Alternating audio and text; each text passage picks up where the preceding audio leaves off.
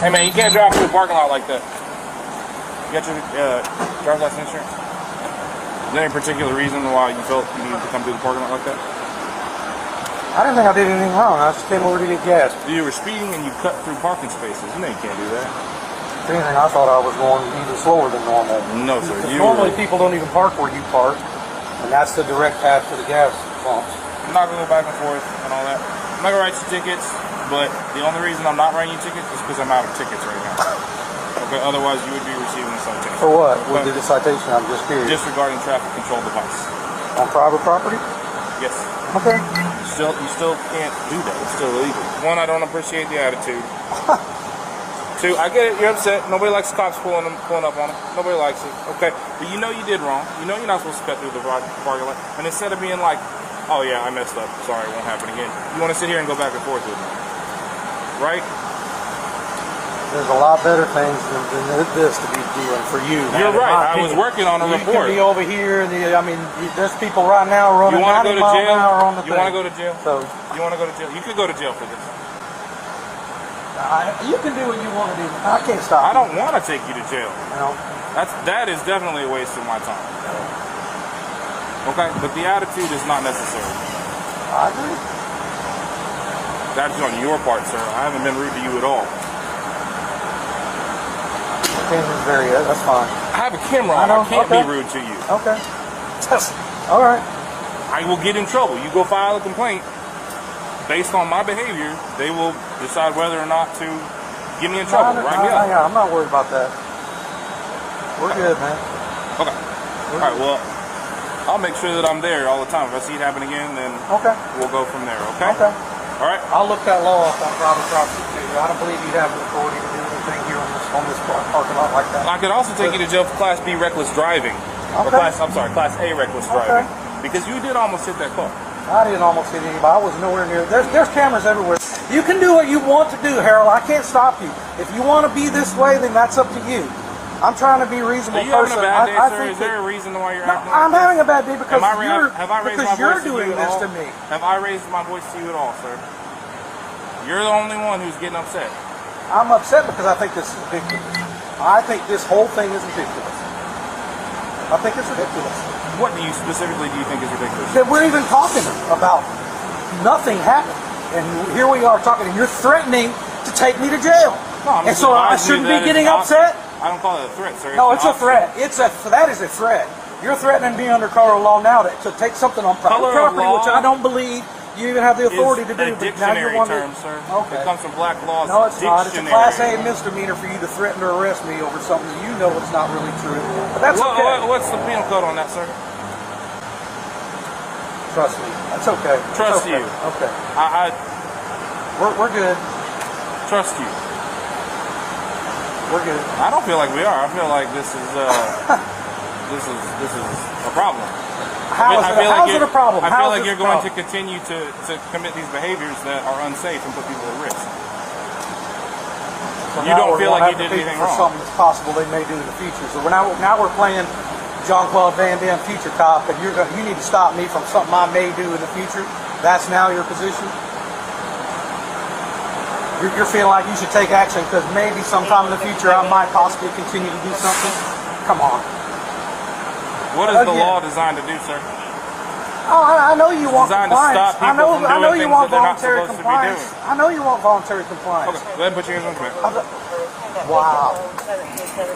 I have an injury on my left arm. Well, I mean, I don't. Would you like 2 sets of handcuffs? No, my head hurts. Okay, we can do 2 sets of handcuffs. Right there, God. I know, we can do 2 sets of handcuffs. Cannot believe you're doing this. Well, sir, I'm concerned that you're going to continue to do this unsafe behavior. So, I'm familiar with the residence. There's no water. Okay.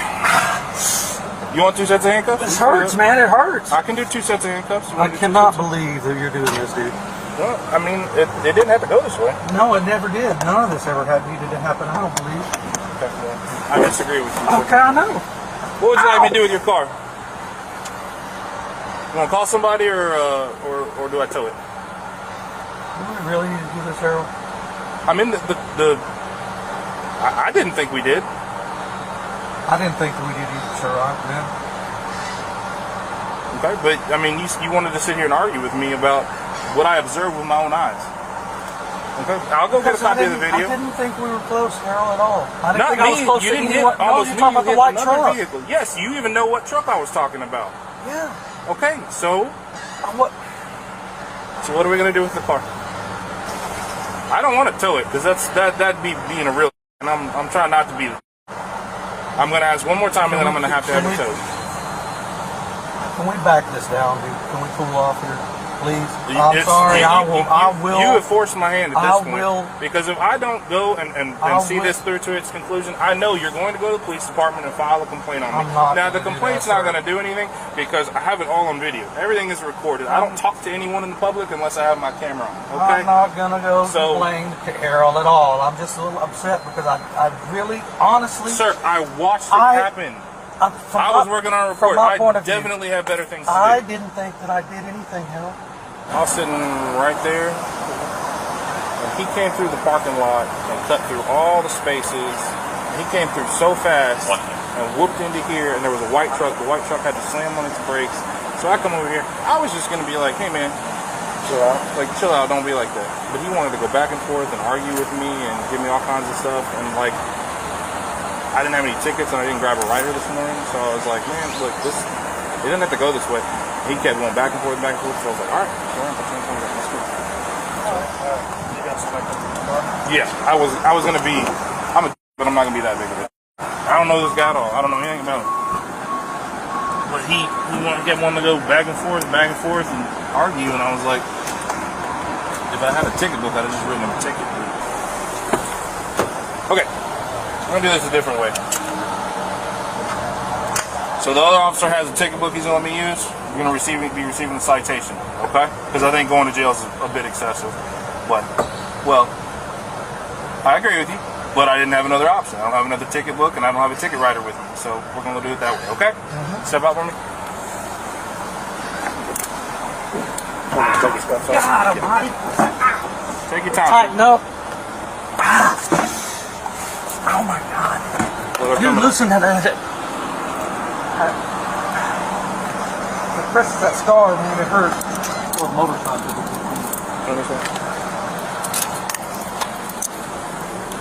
Okay, I see you sign right here. It's not a admission of guilt. Mr. Scholl is no longer in custody. It's not an admission of guilt. It's just a promise you'll contact the court on or before the date and time that's written on here. You can contact the court at the bottom here. The information's there and also up there.